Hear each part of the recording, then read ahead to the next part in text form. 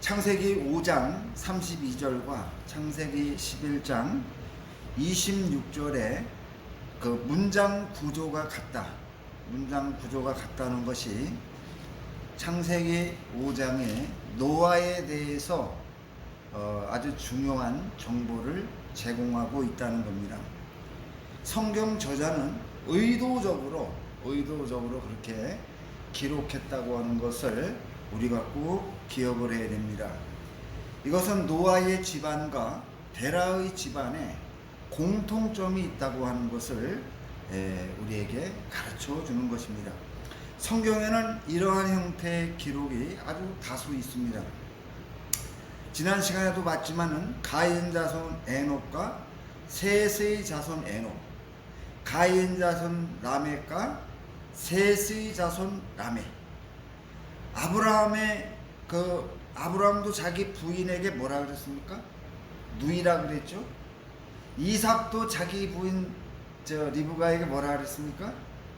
누이라 그랬어요.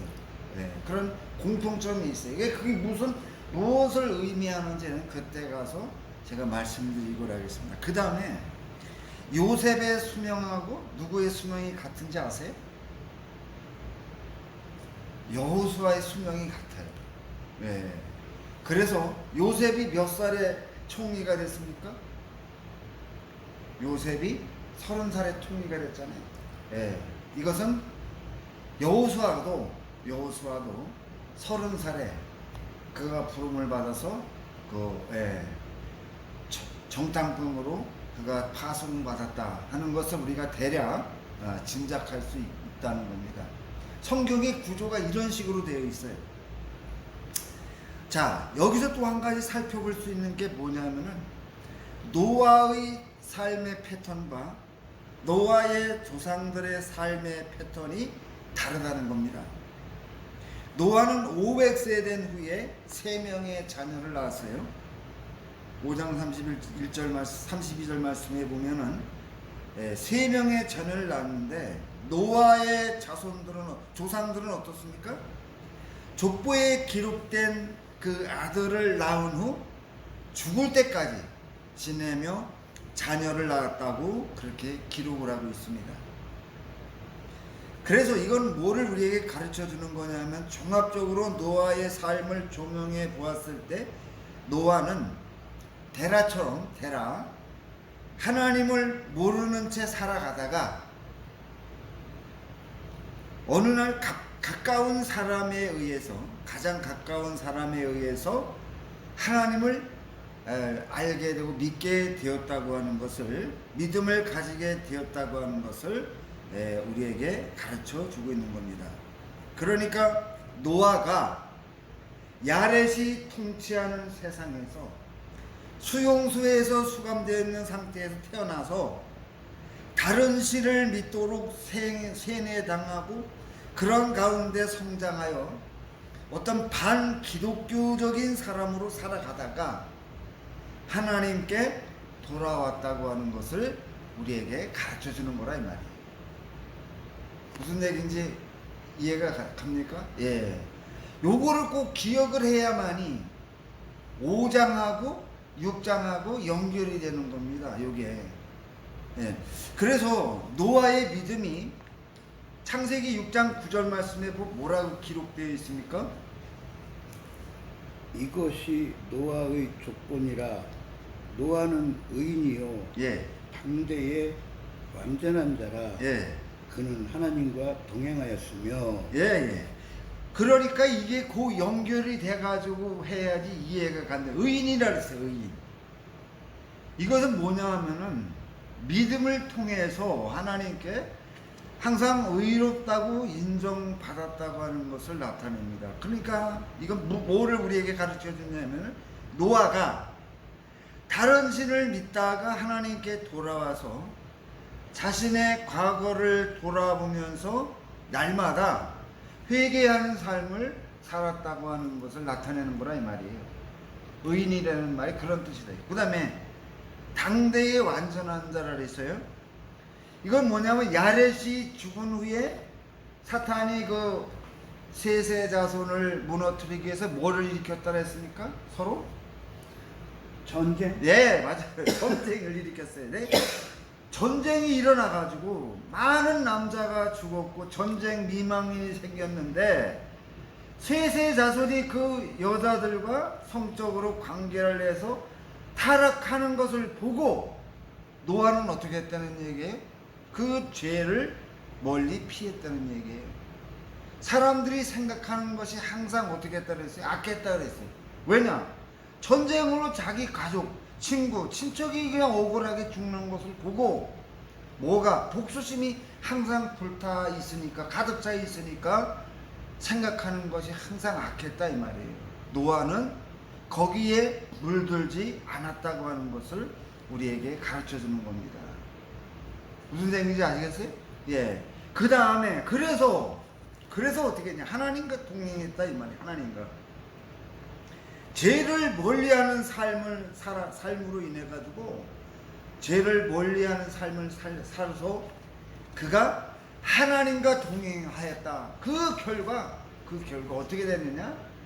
노아의 삶이 정결해서 하나님의 비밀을 노아에게 말씀해 주셨다는 얘기예요. 그러니까 하나님께서 480세 때, 노아 480세 때 노아에게 뭐를 말씀해 주셨어요? 창세기 6장 1절서부터 120년 후에 뭐가 온다 그래요? 예, 심판이 있는다. 심판이. 예, 심판이 있을 것이라는 것을 노아를 통해서 말씀해 주셨다는 거예요. 이제 제가 말씀하는 것이 이렇게 자연스럽게 연결되는 걸 이해할 수가 있죠? 예, 그렇다는 겁니다. 자, 이번에는 이제 노아가 그러면 어떻게 결혼을 하게 되는가에 대해서 살펴보겠습니다. 하나님이 노아에게 노아의 나이 480세 때 세상을 심판하신다고 알려주십니다. 120년 후에 세상을 심판할 것이라고 알려주셨어요. 그래서 노아가 어떻게 했느냐? 베드로후서 2장 5절 말씀에 보면은 베드로후서 2장 5절 한번 찾아보세요.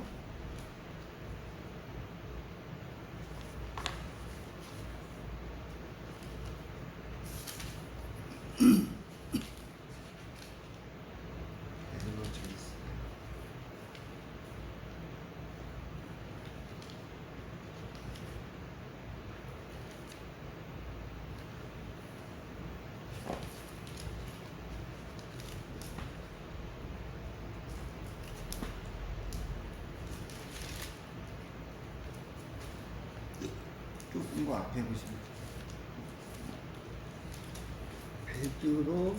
베드로후서 2장 5절 말씀. 베드로후서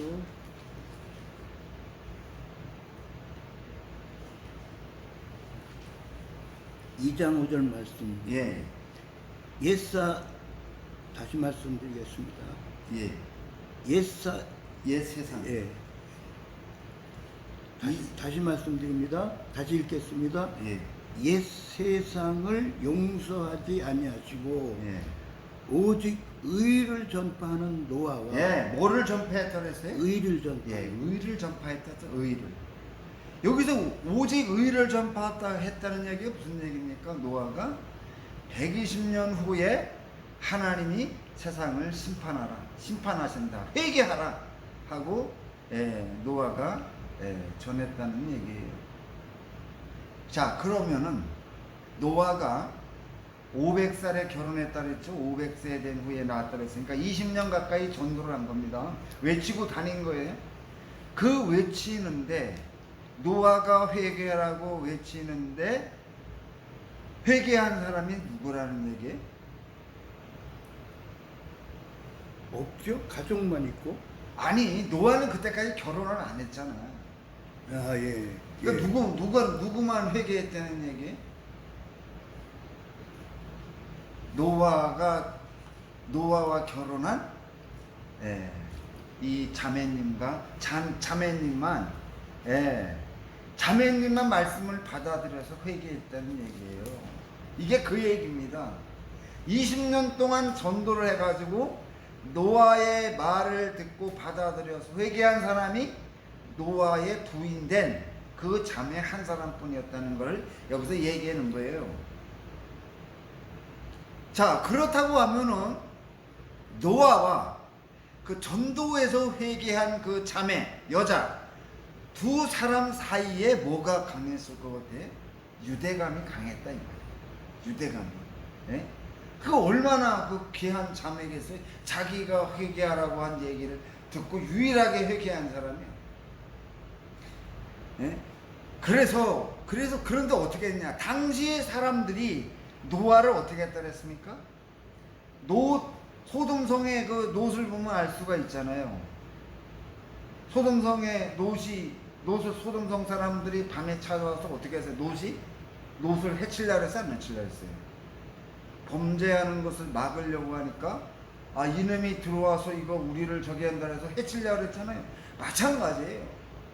여기서 노아에게 손가락질하고 비난하고 조롱하고 그랬을 거 아니에요. 멀쩡한 하늘에 뭐 무슨 물로 심판한다고 그렇게 떠들다가 헛소리하는 놈이라면서 싫어했을 거 아닙니까? 그죠?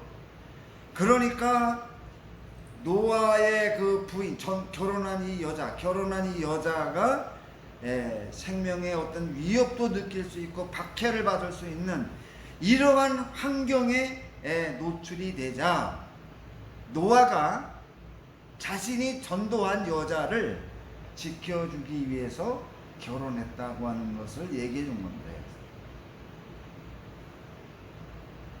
자, 그래서 노아의 그 가정에서 태어난 사람이 누구라고요? 노아의 자녀가 큰아들이 셈, 그 다음에 함, 야벳. 그러면은 이 셈과 함과 야벳은 또 누구와 결혼했는가? 누구와 결혼했다고 설교하십니까, 목사님? 예? 누구와 결혼했어요, 이 사람은?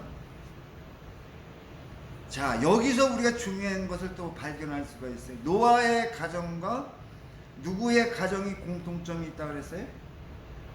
창세기 11장 26절에서 누구의 가정이 공통점이 있다 그랬습니까? 11장 26절. 테라는 70세에 예.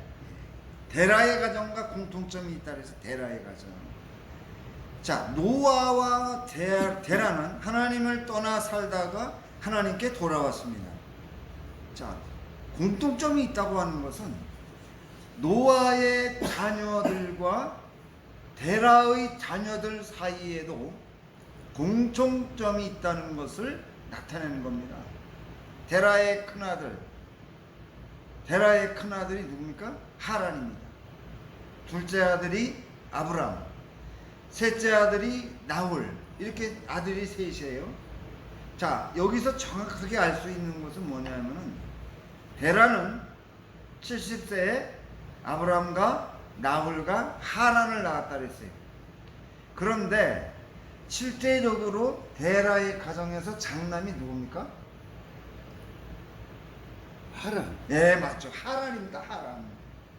네, 여기서 70세에 세 아들을 낳았다고 하는 것은 제가 얘기했지만 창세기 5장 32절과 의도적으로 그렇게 맞춰서 기록한 거라고. 70세에 아브람을 낳은 것이 아니라 하란을 낳은 겁니다. 하란을 낳은 거예요. 자, 그러면 아브람은 몇 살 때 태어난 거예요? 데라가 몇 살 때 태어난 겁니까? 11장 32절 말씀 한번 보세요. 테라는 나이가 205세가 되어 하란에서 죽었더라. 예, 하란에서 죽었어요. 그 다음에 12장 4절을 한번 읽어보세요.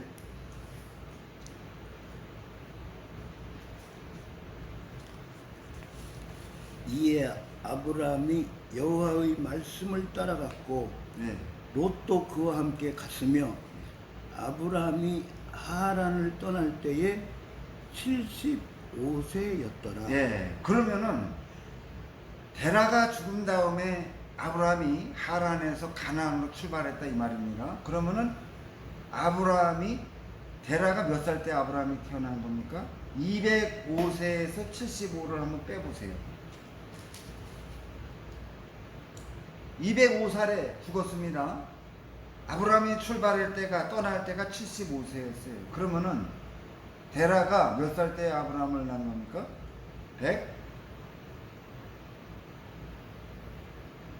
130살에 아브라함을 낳은 거예요. 130세에. 130세에 아브라함이 태어났어요. 그러니까 데라는 70세에 나홀을 낳았어요. 장남 하란을 낳았어요. 하란을 낳았고 그 다음에 130세에 아브라함을 낳았어요. 그러면 나이 차이가 몇 살인 거예요? 130에서 70을 빼면 몇 살입니까? 60세 60. 하란과 아브라함의 나이 차이가 60세라는 것을 우리에게 가르쳐 주고 있습니다. 창세기 11장 29절 한번 보세요. 아브람과 나홀이 네. 장가 들었으니 아브람의 아내의 이름은 사레며 나홀의 아내의 이름은 밀가니 하란의 딸이요 하란은 밀가의 아버지이며 또 이스가의 아버지더라. 그러면 여기서 나홀이 아브라함의 동생이잖아요. 그렇죠? 나홀이 아브라함이. 그럼 나홀이 누구랑 결혼한 거예요?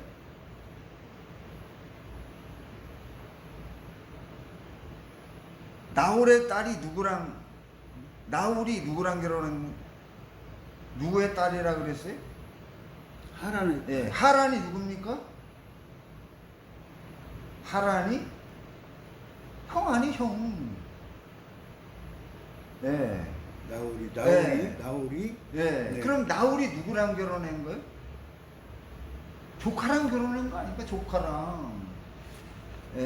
조카랑 결혼한 거예요.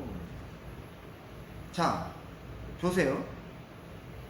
데라의 가정에서 가족들의 관계가 어떻게 했냐면은 큰아들하고 둘째 아들의 나이 차이가 60살이고 그 다음에 그 결혼을 누구랑 했다고? 아들이? 셋째 아들 나홀이 누구랑 결혼했다고요? 자기 조카랑 결혼했다 이 말이에요. 요게 공통점이라는 거. 요게 그러면은 이거를 노아의 가정에 적용하면은 셈과 함과 야벳이 세 아들이 있는데 셈과 함의 나이 차이가 몇 살이라는 거예요? 장남과 차남과의 나이 차이가 60살이라는 거예요. 60살. 그 다음에 함과 야벳이 누구랑 결혼했다는 거예요? 조카랑 결혼한 거예요. 형의 딸, 셈의 딸이랑 결혼했다 이 말이에요. 그 말씀 가운데 창세기 5장 그 32절 그 말씀 가운데 포함되어 있는 내용이 엄청 많은 거예요. 굉장히 많은 내용을 그 창세기 5장 32절 말씀이 포함하고 있다는 것을 꼭 기억을 해야 됩니다. 그래서 자 아브라함의 동생 나홀이 조카와 결혼했어요. 그래서 아브라함도 자기 조카와 사레가 그 자기 조카일 가능성이 굉장히 높아요. 이제 제가 다음에 또 한번 말씀드릴게요. 자, 이러한 조건을 쭉 살펴보면은 셈이 누구랑 결혼했느냐? 자기 아마 여동생과 결혼했을 가능성이 크다.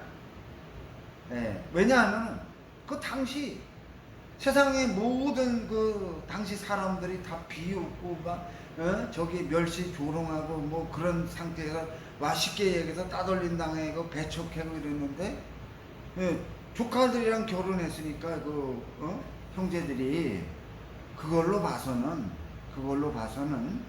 이 셈도 자기 여동생과 결혼하지 않았을까, 이러한 가능성을 우리가 여기서 생각해 볼 수 있다는 겁니다.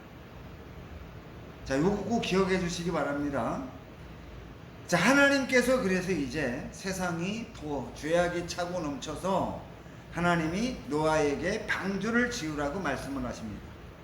방주의 크기가 얼마냐면 길이가 300규빗, 너비가 50규빗, 높이가 30규빗으로 하고 3층으로 짓게 3층, 그러니까 한 층당 10규빗씩 창을 위에서 한 규빗에 4개, 그러니까 환기구를 그렇게 두었다는 겁니다. 꼭대기에다가 두었어요. 이거 왜 이렇게 하나님이 두라랬는지 아십니까? 꼭대기를 둬, 꼭대기. 맨 꼭대기에다가, 이건 뭐냐면 물을 보지 않도록. 그 홍수가 해는 거 보면은 말입니다. 얼마나 그 공포스럽겠어요. 그래서 하나님께서 그 층마다가 맨 꼭대기 한 규빗에 창을 내도록 그렇게 지시를 했다는 것을 우리가 여기서 볼 수가 있습니다. 하나님이 고페로 나무를 재료로 사용하라고 했는데, 이게 그 옛날 성경에는 전나무로 그렇게 기록을 번역을 했어요. 전나무. 이게 특징이 뭐냐면은 나무에 소나무, 전나무 그런 그 나무가 특징이 뭔지 아세요? 기름이 많아요. 예, 소나무가 그 광술이라고 시골에서 내가 이렇게 그 옹이 된데 이렇게 해가지고 옛날에 뭐 정월 대보름날 막 이렇게 돌리고 그랬잖아요. 기름이 많아요. 기름이 많아서 물에 이렇게 잘 뜹니다. 썩지를 않고. 그런 그 특성을 고려해서 하나님께서 그 나무로, 고페로 나무로, 전나무로, 옛날엔 성경에 전나무로 그 번역을 했는데, 그런 나무를 사용해서 방주를 지으라고 그렇게 명하셨던 겁니다. 그 다음에 노아의 가족 8명에게 방주를 지으라고 했어요. 노아의 가족 8명. 자, 생각을 해보세요. 셈과 함과 나이 차이가 60세입니다.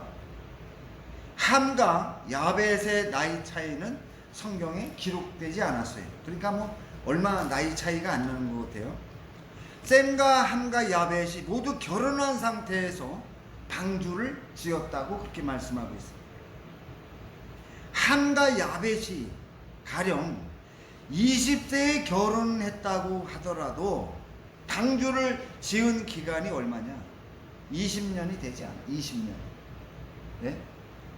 그 오늘날로 따지면은 거의 2만 톤이다 넘는 그 큰 배를 나무로 그거를 졌다 이 말입니다.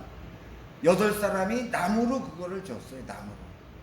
자, 이거는 우리에게 뭐를 가르쳐 주느냐면은 이 당시 과학 문명이 지금보다 훨씬 더 발달되어 있었다는 것을 우리에게 가르쳐 주는 겁니다.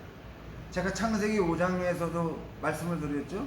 우주선을 뭐 개발했다고 하는 그거를 말씀드려, 동물들에 대한 지식을 많이 풍부하게 가졌다는 것을 말씀드렸는데, 우리가 이 당시 이 노아의 홍수 당시, 노아의 시대에 과학 문명이 굉장히 뛰어났다. 엄청나게 오늘날보다 차원이 높은 발전을 가져왔다 하는 것을 우리가 항상 기억을 해야 됩니다.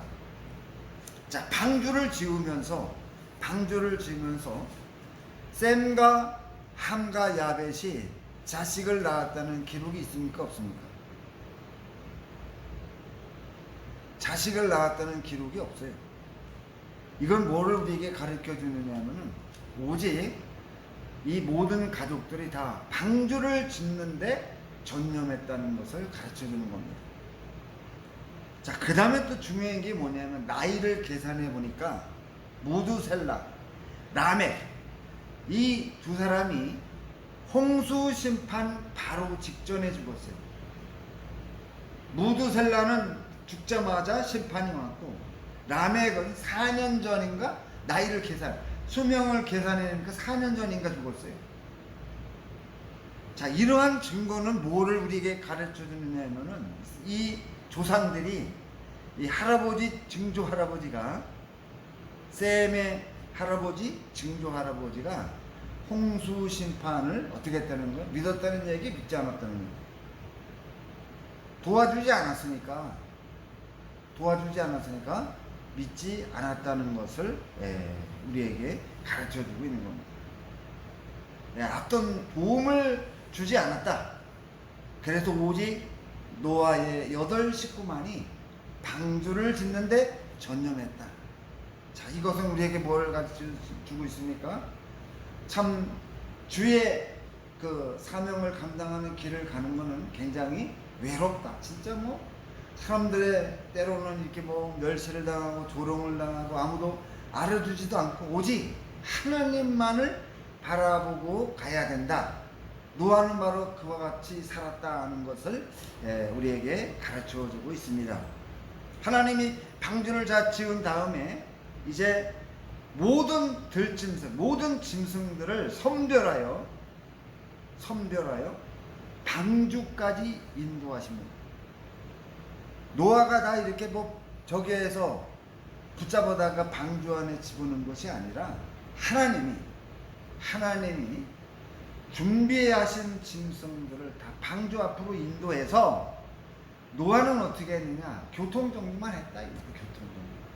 방주 안으로 집어넣었다는 것을 우리에게 가르쳐주고 있습니다. 창세기 6장 19절을 한번 읽어보세요.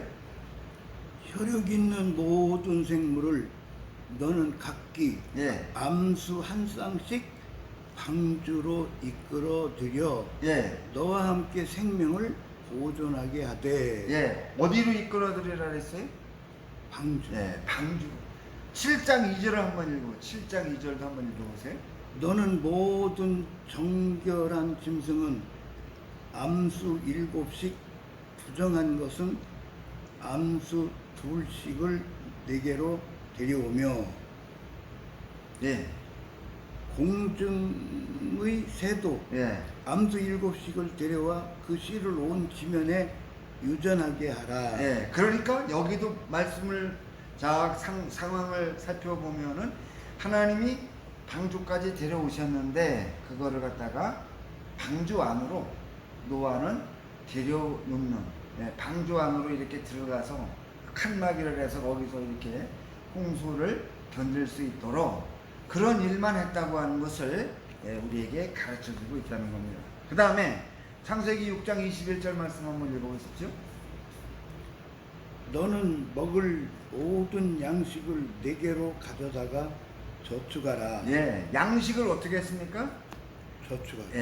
준비를 했어요. 사람이 먹을 양식, 짐승들이 먹을 풀, 이런 모든 것을 다 노아가 준비했다는 겁니다. 그래서 노아는 하나님의 명하신 대로 모든 것을 다 준행했다고 증거하고 있습니다. 자, 홍수가 시작됩니다. 언제 시작됐습니까, 홍수가? 잘 보세요. 여기도 창세기 7장 11절을 한번 보십시오. 노아가 600세 되던 해 둘째 달 곧 그 달 11의 날이라 그날에 큰 기쁨의 샘들이 터지며 하늘의 창문들이 열려. 그러니까 2월 17일 날 홍수가 시작이 되었는데 하늘에서 창이 열려서 비가 온 것뿐만 아니라 기품의 샘, 바다나 땅 속에서 있는 물들이 어떻게 했다랬습니까? 솟아났다 이 말이에요. 하늘과 땅에서 동시에 물이 쏟아진 겁니다. 쏟아져서 홍수 심판이 진행되었다는 것을 알 수가 있습니다. 며칠 동안 이렇게 비가 왔습니까? 40주야. 40주야가 40주야를 비가 왔어요. 그래서 물이 며칠 동안 땅에 넘쳤다는 24절 보시죠. 7장 24절 말씀에 보면은 물이 150일을 땅에 넘쳤더라. 물이 150일 동안 땅에 넘쳤어요. 방주가 이 기간 동안 떠돌아다닌 겁니다. 그래서 8장 4절 말씀에 보면은 일곱째 달 곧 그 달 11의 날에 방주가 아라랏산에 머물렀으며. 아라랏산에 드디어 머물렀어요. 8장서. 그리고 이때서부터 물이 이제 빠지기를 시작했다고 하는 겁니다.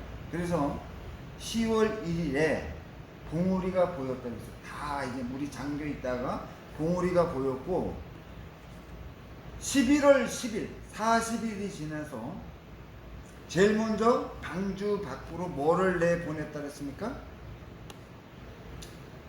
까마귀를 내보냅니다. 까마귀. 그 다음에 601년 1월 1일에 노아가 방주 뚜껑을 열고서 물이 빠진 것을 보았다. 그렇게 말씀하고 있습니다. 그리고 601년 2월 27일에 노아가 방주에서 나옵니다. 그러니까 홍수 심판이 시작되고 끝날 때까지 기간이 어떻게 되느냐면은 365일이 1년인데 375일 걸린 겁니까 여기. 그러니까 2월 17일에 시작해서 2월 27일에 노아가 방주에서 나온 거니까 1년 열흘 동안 홍수 심판이 집행되었다고 합니다. 홍수 심판이 집행되면서 모든 사람과 모든 짐승, 모든 날아다니는 모든 짐승들이 다 죽었다고 하는 것을 우리에게 가르쳐주고 있습니다. 이렇게 해서 홍수 심판이 끝났다고 하는 것을 성경이 기록하고 있는데, 다음 시간에는 뭐냐면 그럼 노아가 방주 안에서 어떤 제사를 드렸는가, 거기에 대해서 살펴보고, 또 동물들이 왜 사람들을 두려워하게 되었는가, 동물들에게 무슨 일을 했길래 이렇게 두려워하는가에 대해서도 다음 시간에 한번 살펴보기로 하겠습니다. 오늘은 여기까지 하겠습니다.